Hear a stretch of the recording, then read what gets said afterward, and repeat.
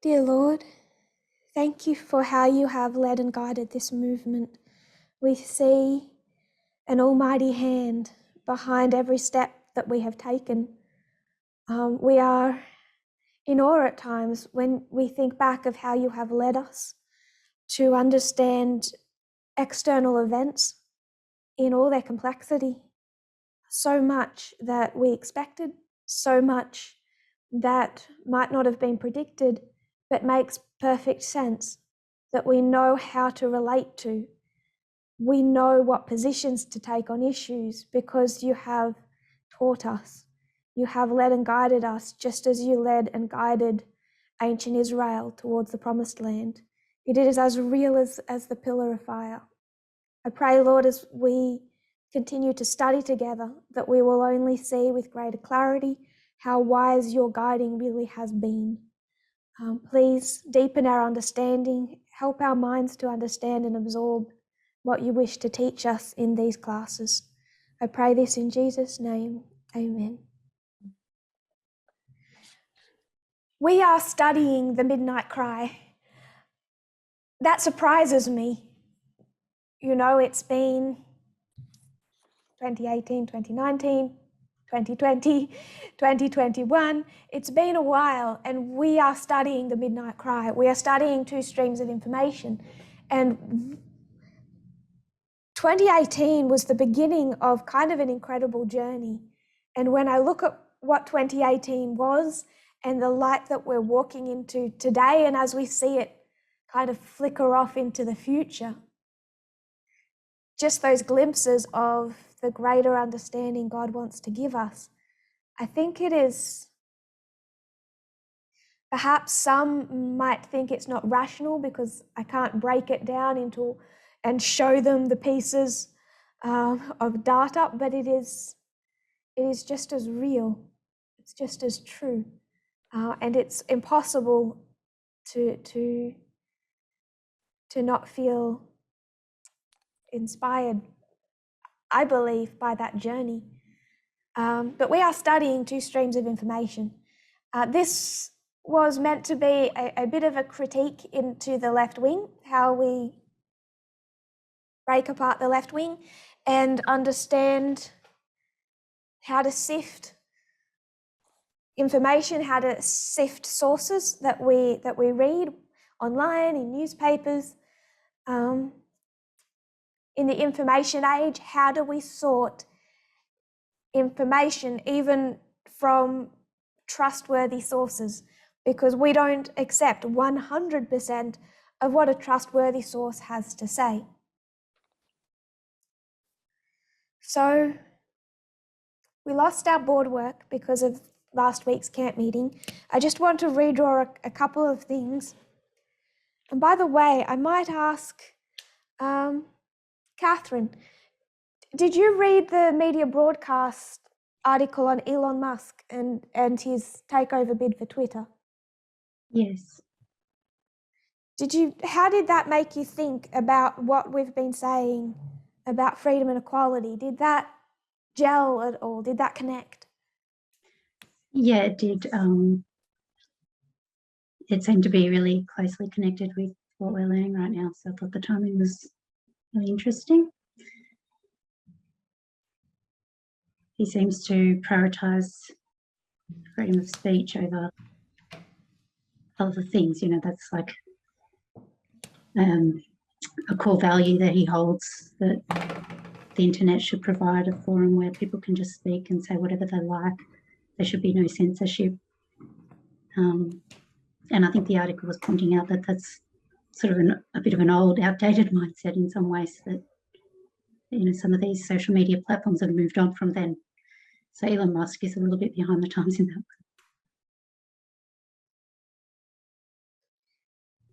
I find that concept of it being outdated interesting, because it is where Jack Dorsey, I think his name is Jack, it is where, you know, the founder of Twitter, where these people, you know, these who are kind of young entrepreneurs of the tech age, it was that idolization of freedom that so often happens. And then they started their platforms, they let them rip, and then they watched years of what happened when you give that type of freedom and that type of free speech. And it's through harming society. We see the consequences of some of that they have learnt the hard way, that freedom needs to come under something. Whatever they think that thing is, freedom has to be ruled by another principle. And we would call that equality. I think it's reasonable even externally to call that equality. But how tech platforms have learnt that the hard way, and many have not learned, and that how that is creating or a key part of this culture war. Did you have anything else you want to say on that? It's No, fine I if think I just don't that's- want to interrupt. Yeah, no, that's all I think. Marie, is HP, is that Marie?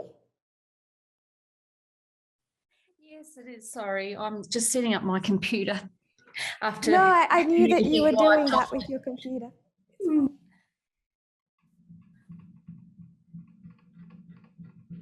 Did you have a comment? Oh no, only to tell you that that's who I am. I'm sorry, HP. No, that's fine. I will remember. I'll connect you. Okay, thank you. Because you're one of the ones participating, so I need to Yes. find you. So this is the left wing. You can see that. Left wing, right wing. And we know that the Midnight Cry was to move us from being right wing to being left wing. And we know that's important because both sides of this curtain of the great controversy, whether we're dealing with the behind the scenes spiritual of Christ and Satan, or we're dealing with the world you see around us, the politics, the election in Australia, where we seem to have a centrist party, a right-wing party, and a far right-wing party. It's a bit of a mess. Whether we're looking at that externals, both sides of that political spectrum center on an election. It centers on a choice between two political ideologies. Christ and Satan, left-wing, right-wing. Perhaps that might be overly simplistic and scare some people, but we have been arguing that the tree in the Garden of Eden, that Adam and Eve had to, both of them, when they made that choice, what happened was just an election campaign. God says, don't eat it. Choose my government. Choose the principles of my government. And Satan comes down, and all he does is he's just campaigning. It's a classic political campaign where Satan is saying to Eve, look what my government can offer you. My government can offer you so much more. My government can offer you freedom, unrestrained freedom. God is trying to restrain you. He's causing you harm by restricting your freedom. If you want to come up higher, to a higher state of being, to a higher state of power, freedom, vote for me.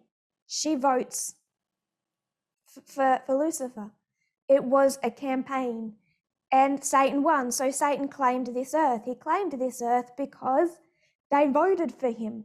And God, respecting people's freedoms to vote, freedom is still important, says, you with your free will, your freedom, voted for Satan's political party. So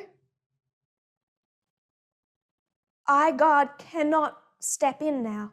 Your free will allows you to choose your political party.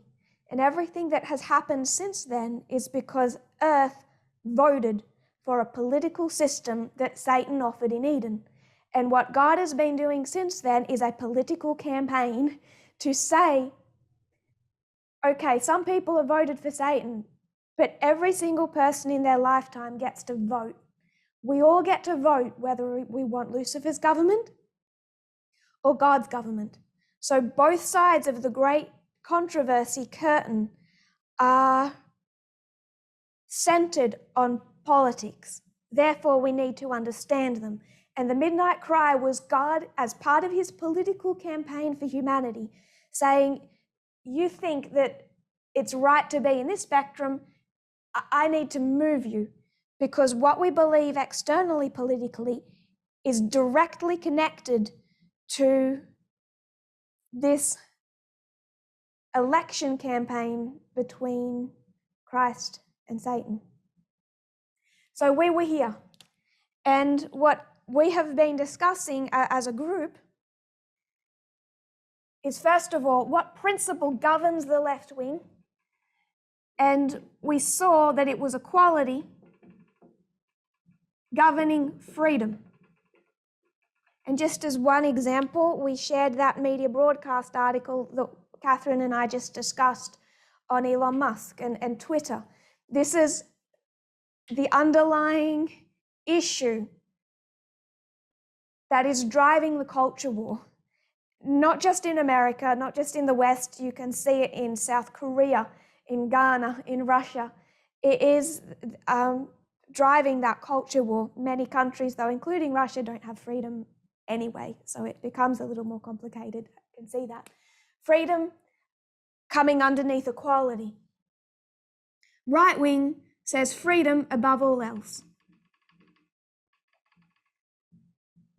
Still believing in equality, but not willing to restrict someone's freedom to provide equality. So not willing to restrict freedom of speech on Twitter when that let loose ultimate freedom of speech is a driving force behind growing misogyny, far-right racism, militia groups, Donald Trump, and everything surrounding that ideology. So equality over freedom, freedom over equality. We defined the beating heart at the center of right-wing politics and left-wing politics.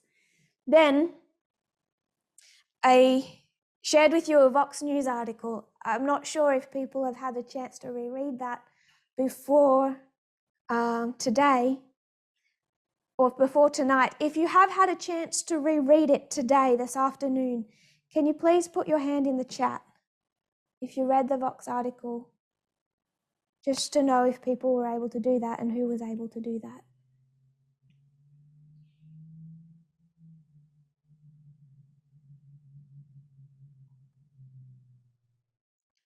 Three-quarters of it. That was probably the majority of the useful of what I wanted to see.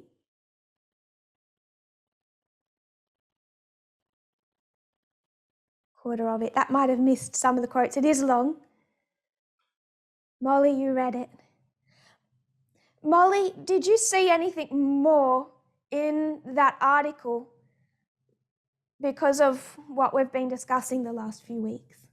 Or did it just kind of refresh your memory?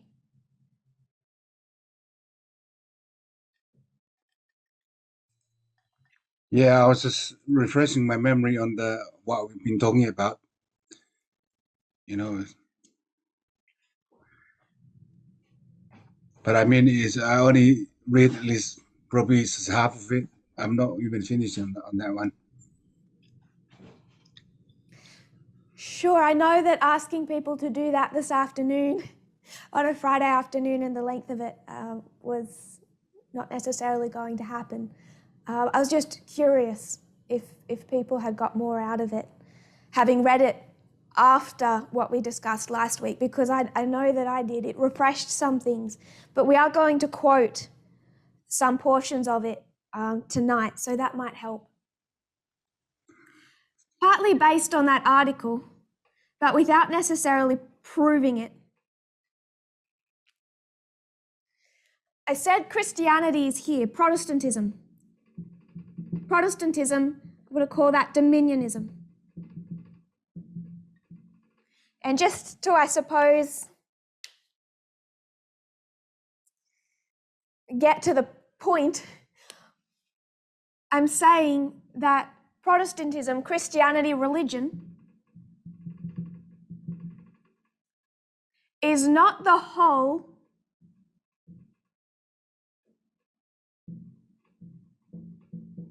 of the problem. I'm saying it's not the whole of the problem. I'm also saying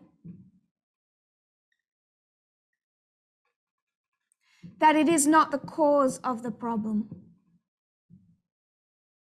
So we have spent most of the time from 2018 targeting religion, Protestantism specifically. Protestantism, because isn't it Protestantism that brings about the Sunday law?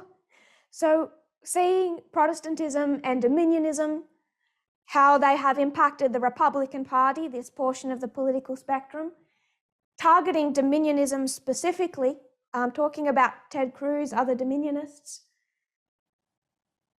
But what I want us to see, and what we started to pull out after that Vox News article, was it is not the whole of the problem and it is not the cause of the problem. And we want to see the whole, the other portions of it, and we want to get to the point, which is the underlying cause.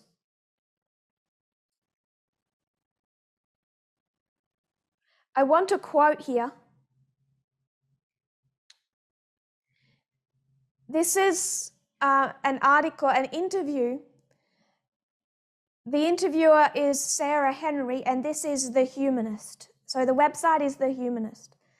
And so it's an atheistic-based publication. Sarah Henry is herself an atheist. And Sarah Henry is interviewing a woman, Alex DeBranco. And Alex DeBranco, she is also an atheist. So this is an atheist interviewing an atheist on the Humanist website publication. It's titled Exposing and Challenging Male Supremacism. So Alex DeBranco is the woman being interviewed. She is, just to give a little background, she's a sociologist, a journalist, and a researcher studying the founding and development of the conservative movement in the United States. She is the executive director and co-founder of the Institute for Research on Male Supremacism. Her work includes a focus on male supremacist terrorism and violence, including incel mass violence and anti-feminist conspiracies, and the alt-right as an umbrella for white supremacism, male supremacism, and anti-Semitic mobilizations. She provides trainings for social justice organizers on countering supremacist mobilizations and ideology. So that's just a little bit of background into the woman being interviewed. So I only have a couple of points to make from this interview, or really one point. Sarah Henry says, tell me a little bit about yourself. What in your background inspired you to found the Institute for Research on Male Supremacism? Alex DeBranco answers, while my original research focused on the Christian right and anti-abortion movements, I also worked as an activist on sexual violence issues. And starting in the early 2010s, I was watching men's rights activists, MRAs, like Paul Elam and their victim-blaming rhetoric. We're going to actually quote Paul Elam. He's going to come up down the road, so I just mentioned him. Over time, I became more concerned with the growth of secular misogynist movements.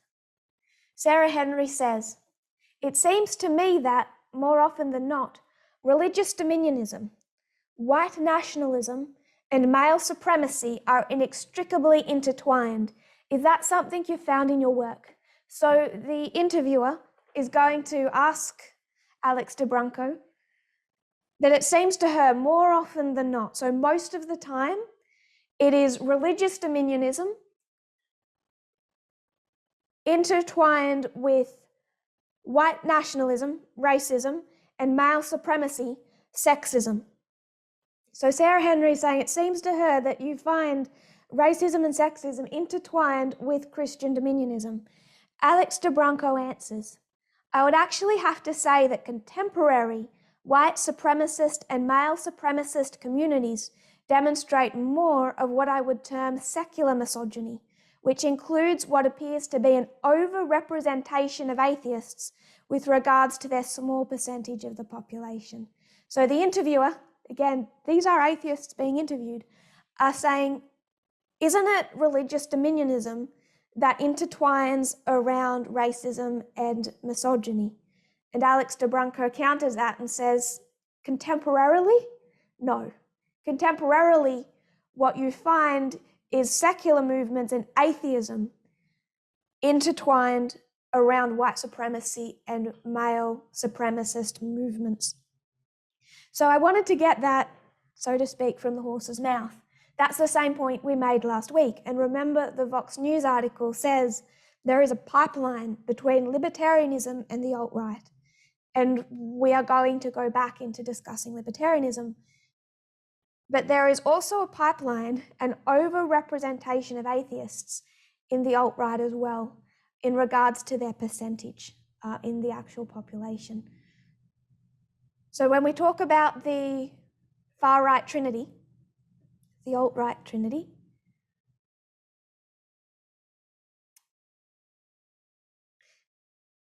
it is not Protestant dominionism that takes the lion's share of the issue. So what they've just said is Protestantism, what she has just said is from her research, Protestantism is not the whole of the problem. It isn't even half of the religion, not just Protestantism, religion, dominionism is not even half of the problem. And that's kind of what we've been exploring.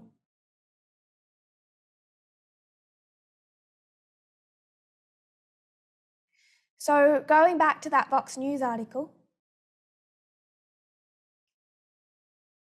it spoke about that trinity, that far right, right-wing trinity. And who remembers that? Marie? What was the trinity?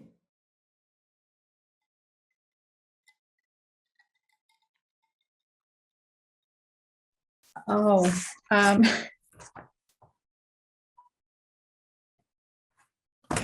to look at my notes. I'm sorry. That's fine. Notes are fine.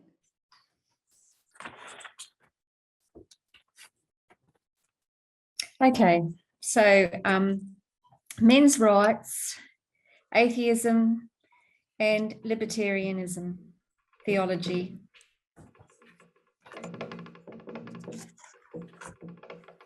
Men's rights. Mm-hmm.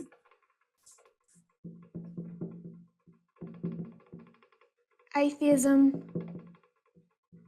and libertarianism.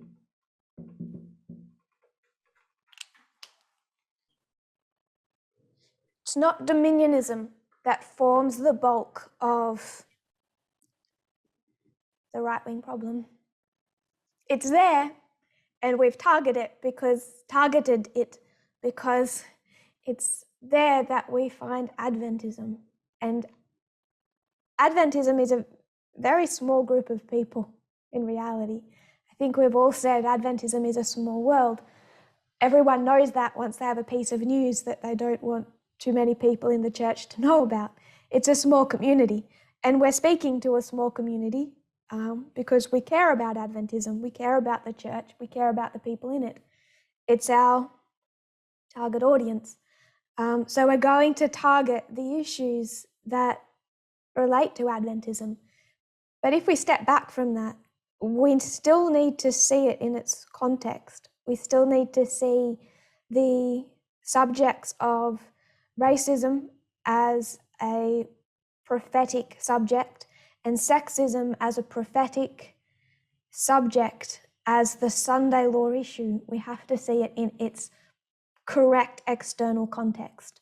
And when we put it in its correct external context, it is the combination of atheism with libertarianism and misogyny, summarized in men's rights movements, but misogyny in general, that are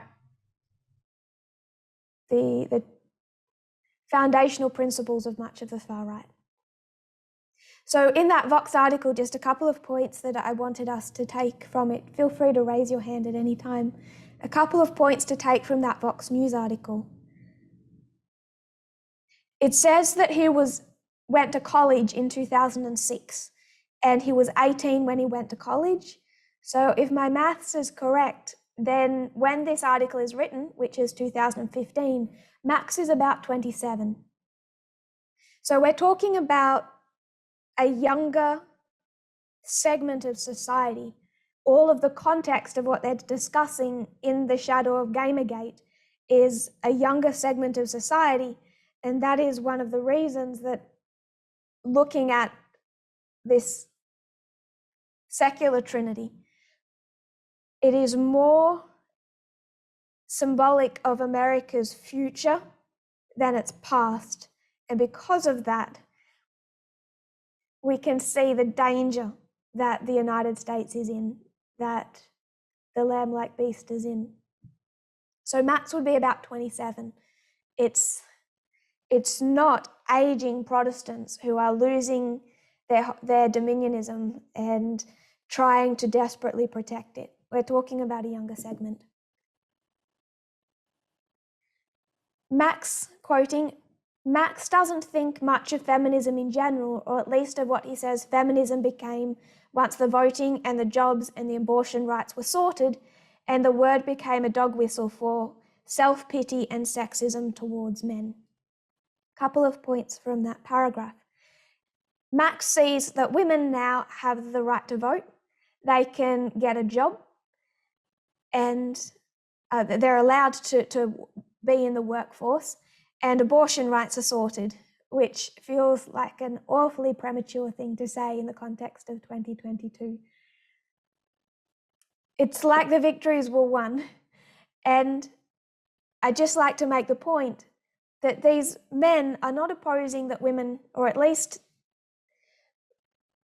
the less radical of men's rights activists, whether they accept that acronym or not, are not proposing that women lose their freedom. They're fine for women to have freedom, just the same as they're fine for gay marriage. They're okay with that. What they're not okay with is equality. I hope we can see that in these statements. Max is saying women were given their freedom.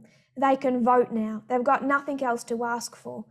Well, they do. Women have equality to ask for. The issue is not about freedom, it's about equality.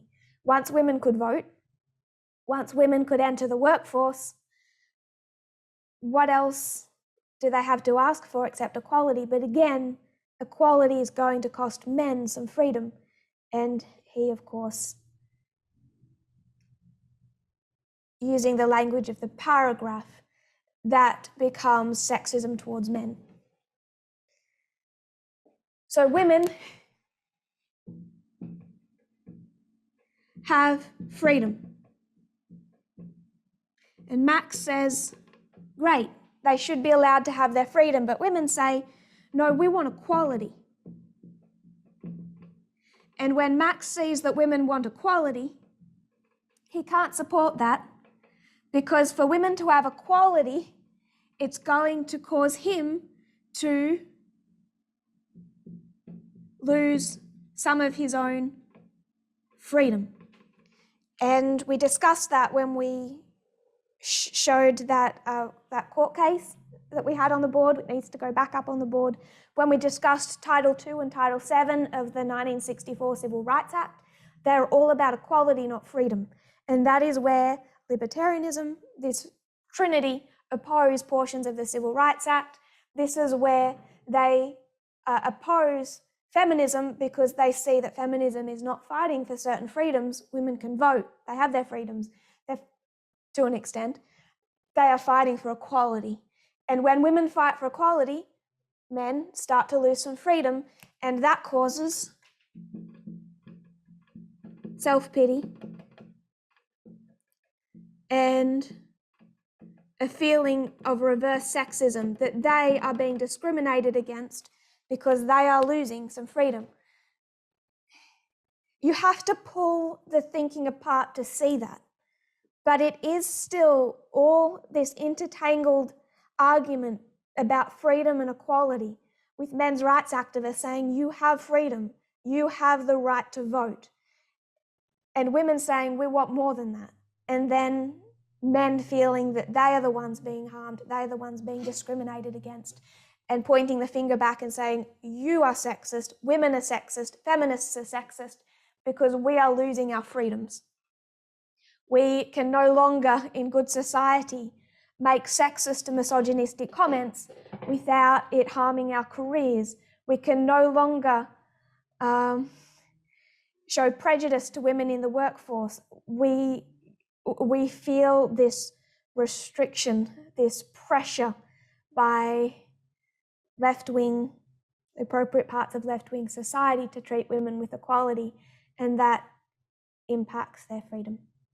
I hope that all makes sense to us. It's building upon what we did when we discussed libertarianism. Josephine.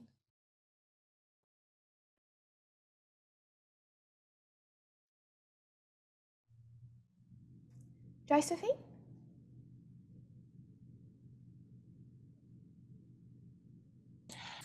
I was just going to say that makes them feel oppressed, isn't it? They feel like a victim, like they are being oppressed.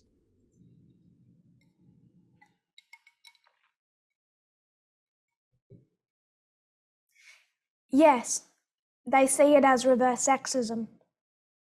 Being sexist is one of the things I'm currently being accused for, particularly in Brazil.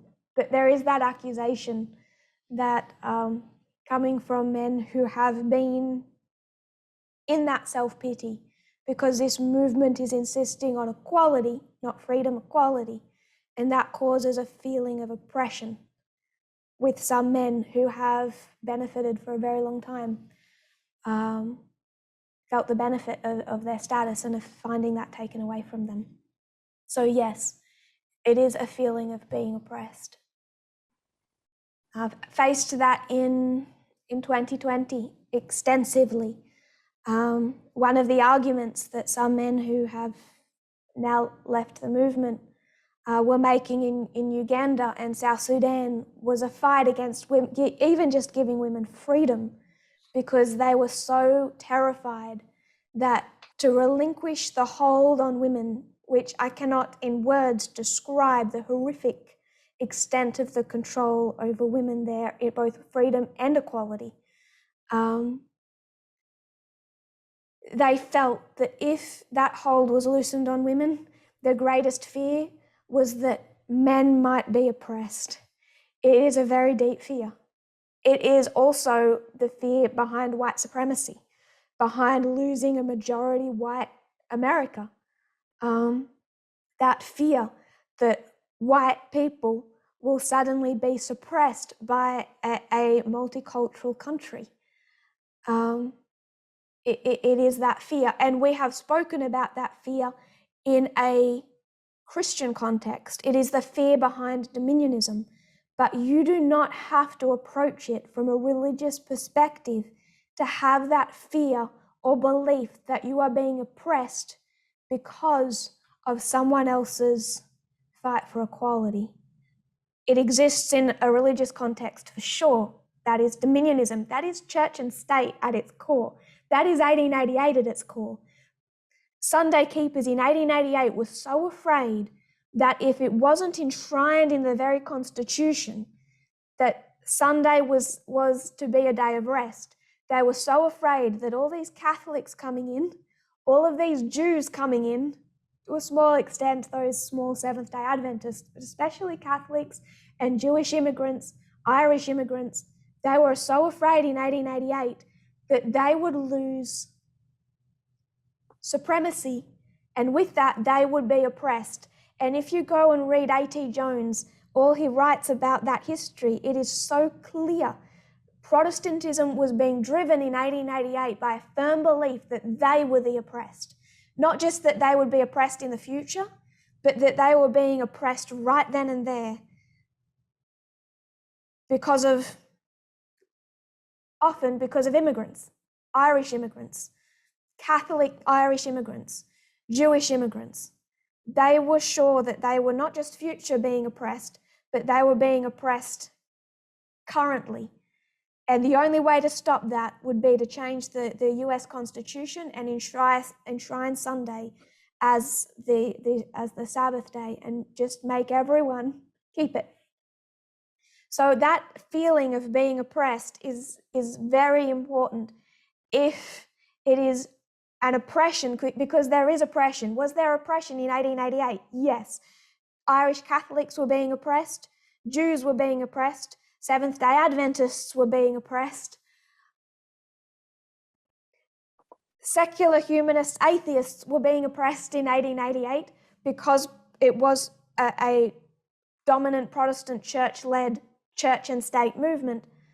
There was oppression. There is oppression today. There is an oppression of people of a different race, of immigrants, of Jews, often now that there is a hostility to people from Asia. There is oppression, and the Sunday law context, the most fundamental and deepest set and widespread and most generally worst oppression in human society is misogyny. There is oppression. There was oppression in 1888. There was an oppression in 1850. Slavery. But it was the South that said, we are oppressed. We are oppressed by Abraham Lincoln and this over enlarged northern government. So there is oppression, but it is the people who are not being oppressed who feel that they are the victims, who feel the self-pity. The southern states in the Civil War, who feel the self-pity. Protestantism in 1888. Men's rights groups today. And all the people who would say they are not men's rights activists but still come under the same ideology. Josephine, did you have something else to say, or were you finished? I'm finished. I think I'll write to you about my story. Sure. Thank you for sharing. It's an important point to draw out. There is harm being done to a segment of society. But in Florida, it's not school children who are being suppressed and harmed by Florida's culture. It is not cisgender heterosexual people. It is the LGBT community. But you can see which side is trying to use the government to protect themselves. But it's been this way. It was this way in 1850. It was this way in 1888. So it will be this way today. Continuing to quote, but these vagaries, the specific grievances of Gamergate, the sort of person who self-applies men's rights activist versus the sort who prefers some other acronym, are merely symptoms of a broader male sense of victimhood. It is this victim complex I intend to tell you about. So this article is acknowledging that someone might not want to be called a men's rights activist. Some people were involved in Gamergate, some people weren't, but it's a broad segment of men, of society, and of women also defending this mindset who have that sense of victimhood and the victim complex.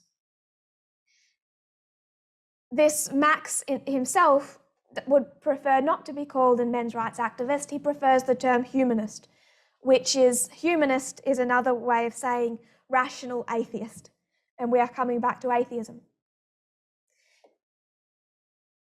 He orders us another round and continues on with what has become a familiar line from men's rights activists or new atheists or libertarians. This article doubles down on the Trinity. It says these words are interchangeable. He's going to continue a phrase common to all three groups of people. For men's rights activists, new atheism, which is really just militant 21st century atheism, and libertarians. So this is the second time that this article mentions this Trinity. It's not by accident. They're adding weight to that point. For Max, it is all a crusade, the struggle against the church, atheism.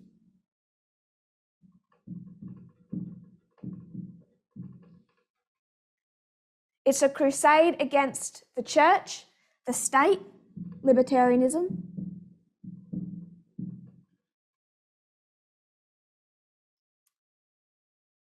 and women.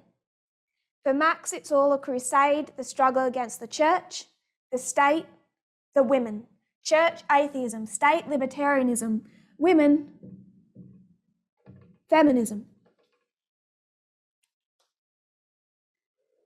And what is the common phraseology you find behind each one of these segments of the Trinity? It's the explicit claim that they are the last remaining purveyors of reason, quoting the type of phrases they will use. They, feminists, religious people, anyone not libertarian, anyone preferencing equality over freedom, they just won't use logic. I am just arguing logically. I am only interested in evidence. You can't scroll down a comment section without flashing past a few of these, and they are tribal markers, not real claims. They're a tribal marker marking someone generally as a men's rights activist, an atheist, or a libertarian. So when we start discussing new atheism and people like Richard Dawkins and Christopher Hitchens, you're going to see these phrases, but you're seeing these phrases in a large segment of secular society, and even non-secular society, even religious society that will tune in to listen to someone like, I think it was Simmons, I think probably the most dangerous of all of them. No, Sam Harris. Tune into Sam Harris the same way they'll tune into Ben Shapiro, because Ben Shapiro will use the phrasing that he's only interested in evidence, that he is arguing logically, that they, others against him, just won't use logic. And as the document says, these are more tribal markers than anything else. So they are fighting the church, the state, and women. So if we consider that the Sunday law is a combination of church and state, shouldn't these people be on our side? If they're fighting against the influence of the church, wouldn't you think that this entire spectrum that we've been discussing for a few weeks now would be on our side at the Sunday law?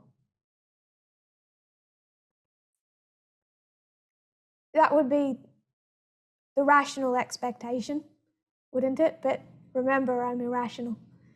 So there you go. We're irrational, apparently. So we started to investigate new atheism. We zoned in on here last week. We had been discussing libertarianism. We will go back to libertarianism. But we wanted to look at the militant atheism of the post-September 11 world. And that led us to the four horsemen of modern atheism, the most influential people, of course men, but the most influential people of modern atheism. And that was Sam Harris, who I consider today perhaps is one of the most currently still influential, and I find him deeply troubling. Richard Dawkins, which is perhaps the most well known to us because his book is just so famous. And Christopher Hitchens.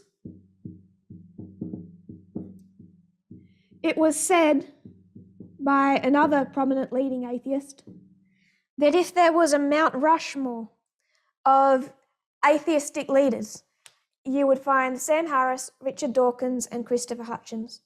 He seemed to leave off Daniel Dennett. I'm not sure why. He seems to perhaps be even from what I was looking through, I didn't find him come up as much, and perhaps they considered him less influential than the other three. But these are the four horsemen, a name they kind of gave themselves, of modern atheism. And we wanted to see how the positions they would take on politics, on that political spectrum, on equality and freedom, on gender equality, as we understand it, as people who believe in Eden to Eden. We discussed Sam Harris first. There's more to say about him, but we illustrated some of the problems with Sam Harris. We spoke about Richard Dawkins. There is more to say about him, but we covered his response to feminism. We discussed Christopher Hitchens. His 2007 article for Vanity Fair, Why Women Aren't Funny, which has quite a few sources said was one of his favourite topics to talk about. Christopher Hitchens has passed away. I think he's the only one that has.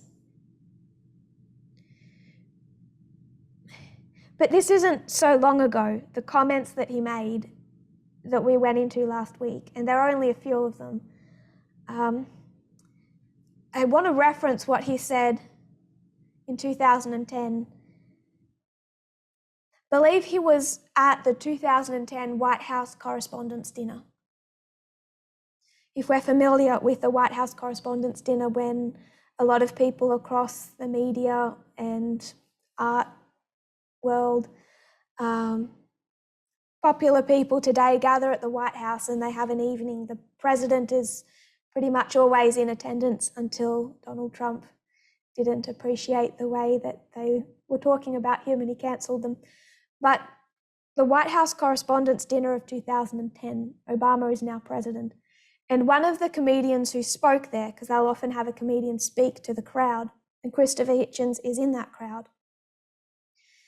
Wanda Sykes, don't know whether we are familiar with her, was one of the comedians who spake. At the end of the evening's entertainment, Christopher Hitchens made the comment about Wanda Sykes' comedy, the comedy she presented at the White House Correspondents' Dinner. He said, "The president should be squirming in his seat, not smiling," he said. And he doesn't call her Wanda Sykes, he says, I won't read it, I can't read it. He says, got it wrong, no one told her the rules. I will erase that soon because it is a deeply troubling comment to make. But what he did when he didn't like Wanda Sykes' comedy was both racist. What point, what relevance does the colour of her skin have to her comedy? And then he references her gender because you don't say this about anyone not female. And this is also,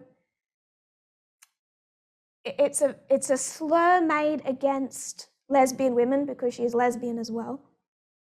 But it also has the insinuation that she isn't very feminine in her appearance. It's a lesbian that might wear more masculine clothing and have short hair, etc. So he attacks her on the colour of her skin, on her gender, and on her sexual orientation, all just to say he didn't like her comedy. Such was the man that was Christopher Hitchens. Such was the man who used reason and logic, social evolution, to explain why women aren't funny. Such is one of the foremost influential men of modern atheism. So I don't really want to speak more about Christopher Hitchens because other than an example of why 27-year-olds like Max in 2017 have the attitude that they do, I don't think there is much more he can contribute to making the point that we want to make. I could justify having his face on a secular Mount Rushmore if that was 250 years ago, but 50 years ago is too soon to consider why that would be at all tolerated. Still no hands up. That's fine. I have a few quotes to read. So you remember above, we spoke about two women. Sarah Henry was interviewing Alex DeBranco, and Alex made the comment that in her early research, she was watching men's rights activists such as Paul Elam. So I want to quote, actually, Paul Elam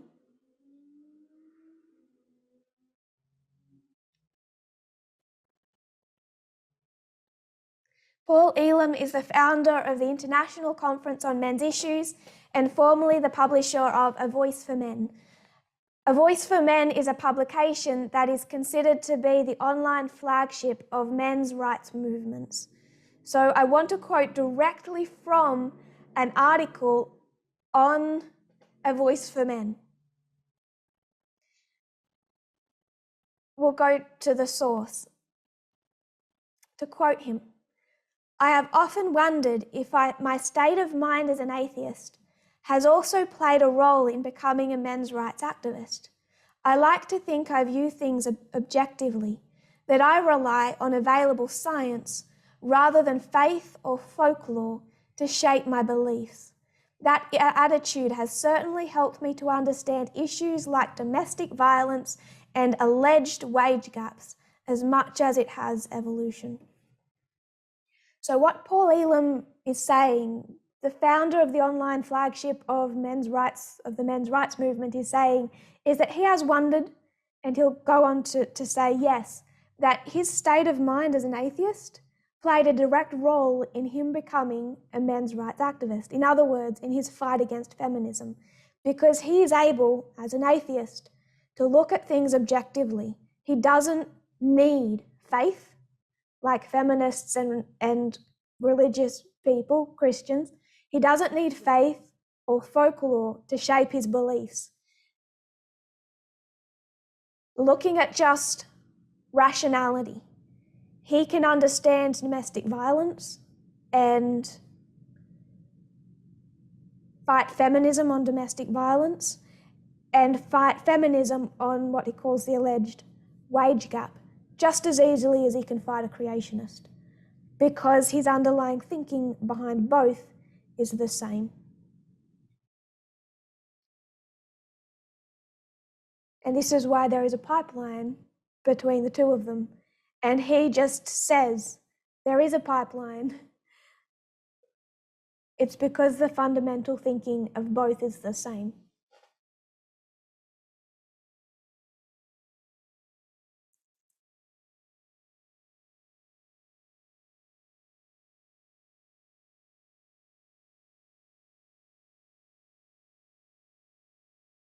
Did anyone go and read that full article by Stephen Hitchens after I quoted it so much last week? Catherine, you did. You didn't message me. Yes, I did. I put myself through the pain. Okay. And I went further than that because I found that some female comedians had written a response to him in Vanity Fair. Did you know that as well? And then he was interviewed on, there's a video clip of him on YouTube responding to their response to him. So he has another shot at them. And, you know, it's just, yeah, it's nasty stuff. It's so sexist. It's just horrible. I don't know why laughter is a response, but somehow laughter kind of manages to soften that throbbing ball of pain that you get when you watch and read these things. It is. It would be funny if it wasn't supposed to be serious, you know. Just it's just sad that I don't know. It is horrible. I guess it is a way of coping.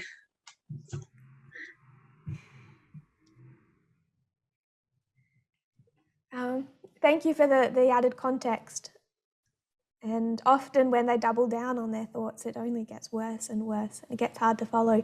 I was in a bookstore yesterday and I saw a book written by a woman explaining the history of female politicians in Australia and how the media treats them. I can't remember what it.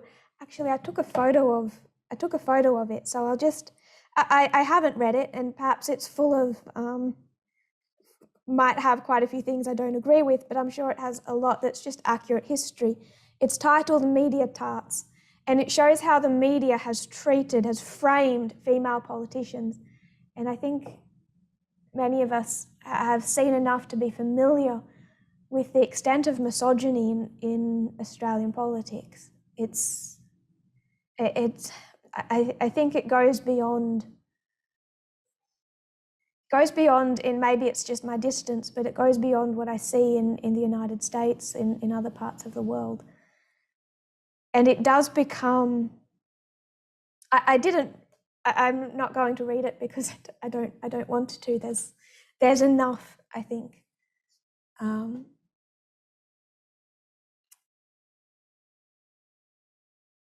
I think if you have,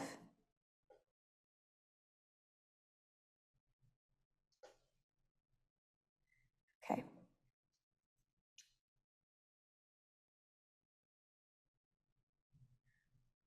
But it does, and the author of the article who is interviewing Max and showing this trinity that they can see in 2015, and certainly it's only grown, he does make that point that it's seeing inequality is something you have to have your eyes opened to. You have to read a book like The New Jim Crow to understand the extent of racism in policing and in the courts in the United States. You have to read a book like that to see the institutional racism. And if you won't educate yourself, then you won't see it. But once you do see it, you cannot unsee it. And the other thing that so education will teach, the other thing that teaches is experience. It is partly experiential. It's a combination of education and experience that can help see the vast need for equality. And if I could quote a friend of mine, religion is similar. There is evidence. A human being could not have constructed the Eden to Eden model, could not have constructed what this movement taught prior to 2018 and since 2018. A human being is not capable of it. There is evidence. A human being themselves could not have predicted what would happen between Russia and the United States at the end of 2021. There is evidence, and there is also the experiential. But the thinking behind atheism and behind men's rights activists, they acknowledge themselves that there is that pipeline because there is the same methodology.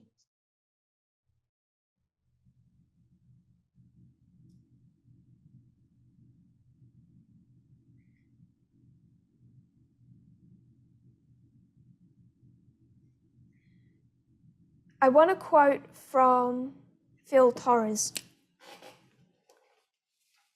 Phil Torres isn't a firm atheist, and there is a lot that he says that I don't agree with. And I think one point I will make. He's a biologist, a science communicator, a photographer, and a television host based in New York City who works projects all over the globe. Phil Torres wrote an article for Salon in 2017.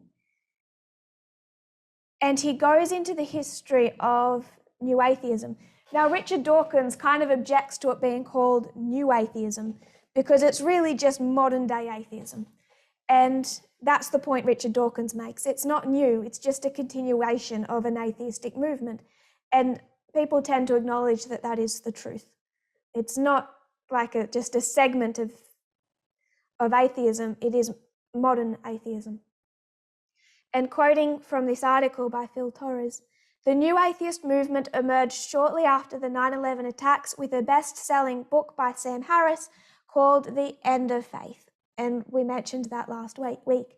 This was followed by engaging tomes authored by Richard Dawkins, Daniel Dennett, and the late Christopher Hitchens. Four Horsemen. For many years Phil Torres, was among the new atheism movement's greatest allies. So he was one of the greatest allies of the new atheism movement. Then he goes into all the problems with new atheism, which is really just a description of what we've already said. The rampant misogyny, and we haven't discussed the racism as yet, but we will. So I'm skipping a lot. He gets lower down in his explanation of what is wrong with new atheism. He says subsequent statements about profiling at airports, serious allegations of rape at atheist conferences, and tweets from major leaders that linked to white supremacist websites further alienated women, people of colour, and folks that one could perhaps describe as morally normal. I could be wrong, but I think it was Sam Harris that tweeted a link that ended up at a white supremacist website. Yet some of us, mostly white men like myself, like Phil Torres, persisted in our conviction that overall, the new atheist movement was still a force for good in the world. It is an extraordinary personal embarrassment that I maintained this view until the present year. That year is 2017. So he said he was one of the greatest allies of these men of new atheism. And he says that it is of great personal embarrassment to himself that he continued to think that this movement, despite some problems, was any force for good in the world until the year 2017. For me, it was a series of recent events that pushed me over the edge. And then he's going to quote some people who we haven't mentioned, people who aren't on their Mount Rushmore but are still leading atheists. Just consider a recent tweet from one of the most prominent new atheist luminaries, Peter Boghossian. The tweet: "Why is it that nearly every male who's a third wave intersectional feminist is physically feeble and has terrible body habits?" Another tweet from the same fellow: "I've never understood how someone could be proud of being gay. How can one be proud of something one didn't work for?" So he's quoting maybe not Mount Rushmore, but other of the leading atheist voices in the world today. And it's not good reading. Many leading figures have recently allied themselves with small-time television personality Dave Rubin, a guy who has repeatedly given Milo Yiannopoulos, the professional right-wing troll who once said that little boys would stop complaining about being raped by Catholic priests if the priests were as good-looking as he is, a platform on his show.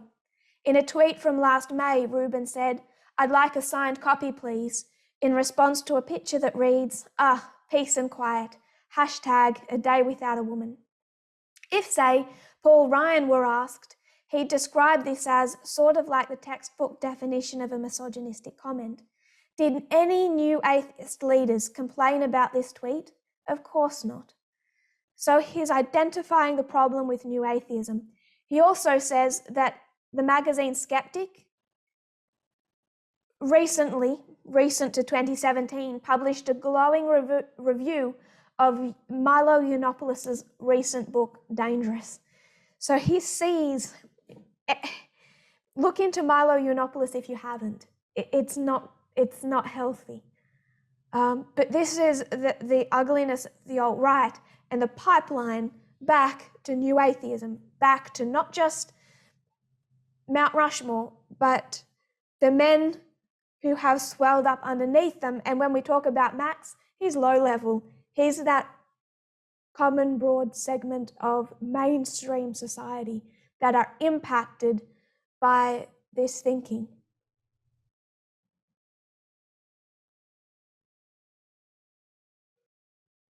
So this fellow, Phil Torres, he says he's deeply ashamed that he still stayed allied with this modern atheistic movement until 2017, and he's now separated himself from it. He's still atheist, but he doesn't want anything to do with them. I have a bit of a problem with him though, because if he's truly ashamed of it, and he should be, this is 10 years after Hitchens writes his article. The title of Phil Torres' article that I just quoted from is How New Atheism Slid into the Far Right. And I believe that to be a kind of justification of the fact that he stayed with atheism for so long. This is 10 years after that article, and many of their quotes, that article was written the same year that these four men first met, first titled themselves the Four Horsemen. It's going back to the inception of that core group of men as leaders of New Atheism.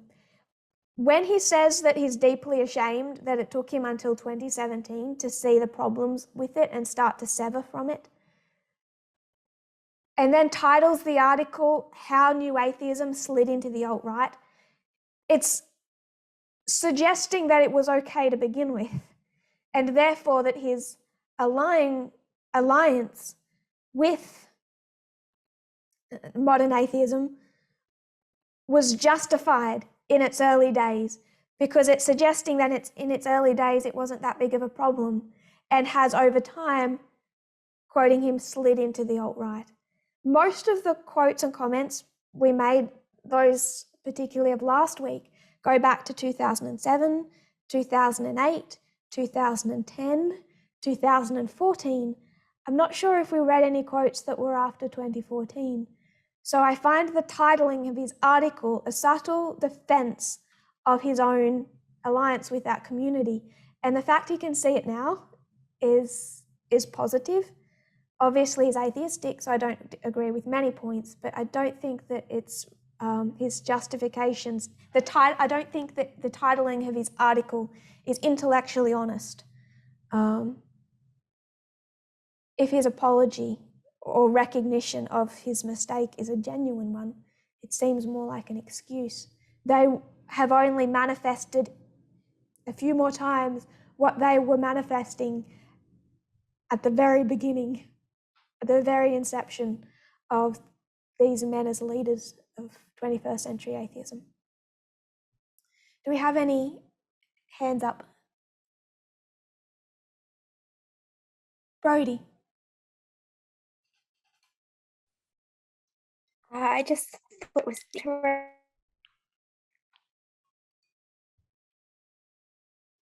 Lost your audio.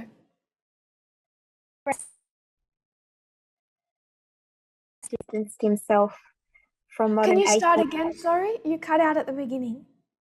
Sorry.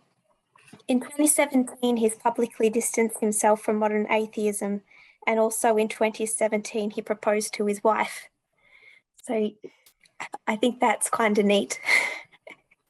He's had to, in a way, if potentially.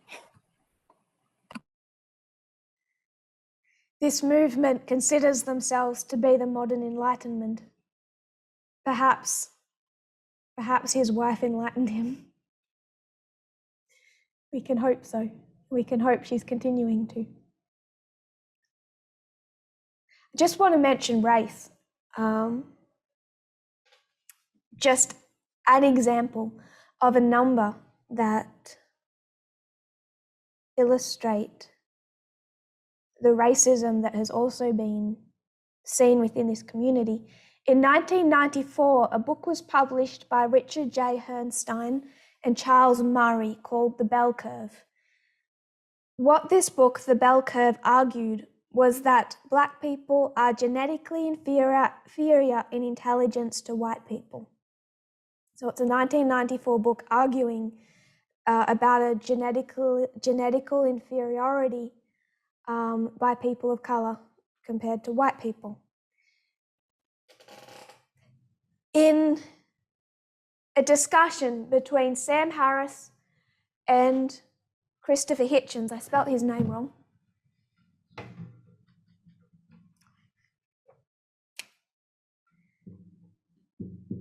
Make happy all the people that were probably staring at it. A conversation between Sam Harris and Christopher Hitchens is taking place. This book comes up that argues about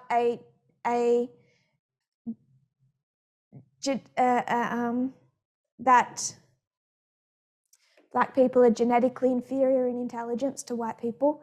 This book comes up in a discussion between Sam Harris and Christopher Hitchens. And Hitchens says to Sam Harris, okay, but if what they're alleging in this book is true, If black people are genetically inferior in intelligence to white people, we shouldn't ignore it. What he's saying is we shouldn't let political correctness impact rational thinking. We should think rationally. We should think rationally even about things that are confronting on some subjects, such as genetic inferiority in intelligence between different races of people. So Hitchens says, if this book is true, if it is true, it's very much a Garden of Eden type of lead-in, it should not be ignored. We should have a rational discussion about it. Hitchens hastily adds on to that. It's not viable. Obviously, it's not true. If it was true, we should have a rational discussion about it, but it's not viable. I'm sure it's not true. Later on, Harris brings up the discussion again. Harris says, if there were reliable differences in intelligence between races or genders, and then Hitchens cuts him off again and says, but I don't think any of us here do think that that's the case. So Harris kind of comes back. It's a bit of a convoluted discussion, but they bring it up with that if there is a genetic difference in intelligence over the subject of race, if there is, we should talk about it, but there probably isn't. Sam Harris says, but if there is a reliable difference in intelligence, not just between races, but between genders, and then Hitchens shuts it down and says, but I don't think any of us think that. This is part of what they've got in trouble before. They constantly dog whistle on issues of gender, but also of race. And then they clarify that by saying, no, it's not just freedom of speech, it's rational thinking. We need to be rational thinkers. We're the only ones thinking rationally, and it's left-wing culture that is just trying to cancel people just wanting rational discussions. In 2018, now we're going modern day, Sam Harris, on his podcast, interviews Charles Murray. Charles Murray, one of the two authors of that 1994 book, The Bell Curve. So Harris, in 2018, many years after that discussion, goes on to bring one of the authors onto his podcast and interview him. And Harris gave him a weirdly uncritical 2-hour conversation. So he is not critical of the racist arguments that Charles Murray was making. Instead, Harris claims that Murray, one of the authors, had been the victim of a terrible academic injustice for the way in which his notions about the inherent cognitive inferiority of some races had been rejected by the scientific establishment. So he's going to blame left-wing establishment, cancel culture for silencing, but doing an academic injustice of not giving proper attention to a book that argued that there is an inherent cognitive inferiority between races. This is where the preeningly fearless insistence on entertaining uncomfortable questions, they'll say, we're just having rational thought on uncomfortable questions, can so easily lead. Harris ended up in the company of the alt-right and the so-called intellectual dark web, populated by people who portray themselves as valiant enough, brave enough to say what you're not allowed to say anymore, and are constantly invited on right-wing talk shows to say it. So there is a lot of people who have divorced themselves from New Atheism today, a little bit like there's scandal around some of the leading, the fellow in Australia who just got fired by that Sydney church. I've had a complete mind blank on names and titles. Jerry Falwell in the United States, There is scandal, but the impact that their thinking and philosophy has had on millions of maxes is really what we're talking about. It's not even the few in the far right. Wasn't George Bell, it was the head of Hillsong who just got fired. There is scandal, but to be honest, the things that these men have said,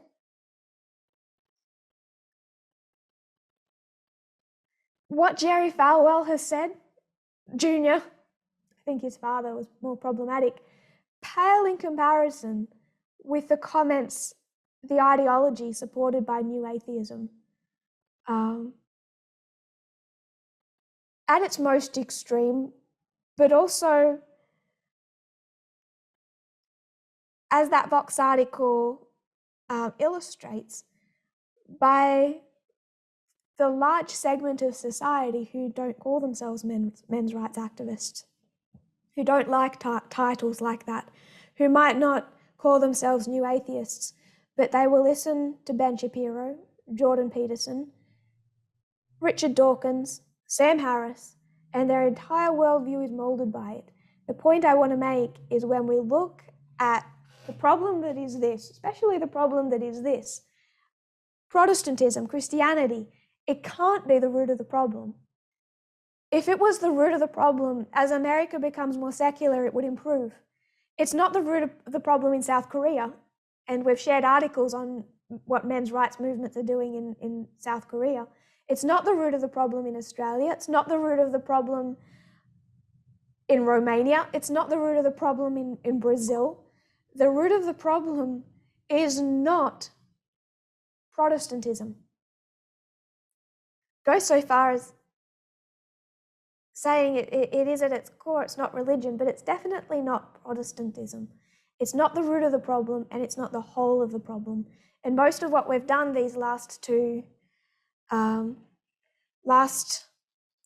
week and today is try and demonstrate that. Try and demonstrate that by looking at the Trinity, by looking at men's rights activists as they fight women, feminism, gender equality, atheism as New Atheism as it fights against religion, but also as it fights against gender equality, and then look at libertarianism, fighting the state, but also fighting against gender equality.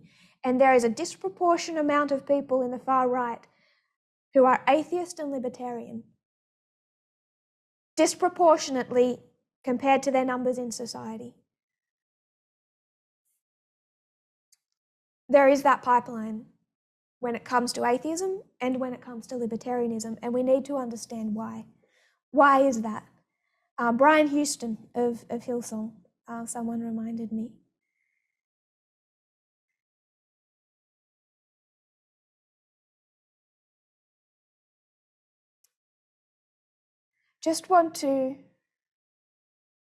There was an article talking about the brazen sexism in these movements. And it gave two reasons as to why this sexism exists in the atheism movement. The first reason they give, I think is the main reason, and they list it first, is social Darwinism. Philip Kitcher, a professor of philosophy at Columbia University, wrote in the New York Times in 2012 that the first tenet of social Darwinism is the belief that people have intrinsic abilities and talents, and correspondingly intrinsic weaknesses. So if you have intrinsic talents and intrinsic weaknesses, social Darwinism teaches that that has developed through evolution. So perhaps rational thought, possible, perhaps there did develop intrinsically over millions of years an intrinsic weakness of Black people in regards to intelligence, and white people developed an intrinsic talent for intelligence, rational thought, which will be expressed in their actions and achievements independently of the social, economic, and cultural environments in which they develop. Maybe women, over millions of years, developed an intrinsic ability to be cunning minxes, burnt into the back of my brain, thank you, Hitchens, cunning minxes, manipulate men, therefore be the dominant force even in a patriarchal society, suppressing men even in a patriarchal society. They developed an intrinsic weakness for a sense of humor, an intrinsic ability to be able to nurture and raise children. Thank you, Sam Harris. They have an intrinsic ability to be nurturing. Therefore, they have an intrinsic weakness when it comes to conflict and rational thought. Thank you, Sam Harris. All of this is the first tenet of social Darwinism. You do not need religion. Darwinism teaches this. A concept such as men are from Mars, women are from Venus is one version of such gender essentialism, social Darwinist ideas. In the atheist movement, social Darwinism has played out as the justifiable assault of women by naturally aggressive men. So, assault of women is justified because men are naturally aggressive. Thank you, Richard Dawkins. Because if you get in a car drunk and drunk drive, what do you expect to happen? If you get drunk around a man, what do you expect? He might rape you because he has developed a natural aggression. Aggression is an intrinsic strength or weakness that men have. So it's a woman's fault if she causes him to rape her. Some women say, BuzzFeed's Mark Oppenheimer detailed many accounts of alleged sexism, sexual assault, and coercion in his excellent expose on the atheist movement. Some women say they are now harassed or mocked at conventions, atheist conventions, and the online attacks, which include Jew baiting, threats of anal rape, and other pleasantries, are so vicious that 2 activists I spoke with have been diagnosed with PTSD. Oppenheimer also writes that James Randi, chair of annual atheist gathering, The Amazing Meeting, used biological essentialism to rationalize alleged sex crimes and sexual harassment. Why wouldn't he? The 4 horsemen do it. Mount Rushmore justifies sex crimes and sexual harassment. That filters down all the way down to the level of a max. Randy's comments were in response to accusations made by multiple women against Michael Shermer, the founder of Skeptic magazine. Shermer had a bit too much to drink and he doesn't remember. I don't know, Randy muses. I've just heard that he misbehaves himself with the women, which I guess is what men do when they're drunk. The idea that sexual harassment and violence is just what men do is the 21st century atheists' interpretation of the latest maxism that boys will be boys. Why will boys be boys? Not because God created boys to be boys, not because there was creation that put those qualities in men, but because of millions of years of biological essentialism that created intrinsic strengths and intrinsic weaknesses. The same logic is manifest in statements that justify sexual violence on a woman's behavior or style of dress. The underlying maxism of Darwinism leads you down that pathway. The second explanation of why the atheist movement foments sexism, they say is related to Darwinism, atheism becoming much more militant in the 21st century. They're not just content to renounce religion individually, they are on a crusade to weed religion out of society. Again, how would these people, not just misogynistic, but often racist, how would they approach church and state? If church and state is what brings about the Sunday law, and the Sunday law is as we as a movement have understood it since 2019, then how do these people, atheists, the atheistic community led by social Darwinism that teaches intrinsic strengths and weaknesses, the racism and sexism that foments, how would they approach a combination of church and state, of morality? So we've said something about atheism, again libertarianism. How is libertarianism going to support a union of church and state? They're not, because the Sunday law is not a union of church and state. And we will discuss that next week. There's no final hands up, but things will arise during the week and we will continue then. I'm not sure if I had an exhaustive list of everyone who was participating. But Lynn, would you mind closing for us? Loving Creator God, we come before you, we give you thanks and praise. We thank you for the privileges that we are given, with the messages that we've been given, with the opportunity to be able to come together and to hear these things that have been able to bring about changes in those who are willing to listen and apply the knowledge. We just thank you for the outpouring of your Holy Spirit to your people. We ask that you will please work in each one of our hearts, that we may be able to understand all of these things better as we go along, because we know that there's still more to understand. We ask that you will open our eyes and our ears and our hearts and minds to be able to follow the Lamb whithersoever he goeth. And we just again thank you for the wonderful privilege it is to be able to be within this movement at this time in history. I pray for all of those who are with us this evening. We thank you for the Sabbath day, and we just ask for a blessing on all those here, but also all of those who haven't been able to be on the meeting as well. We thank you again for your blessings and your mercy, and we pray all this in Jesus' name. Amen.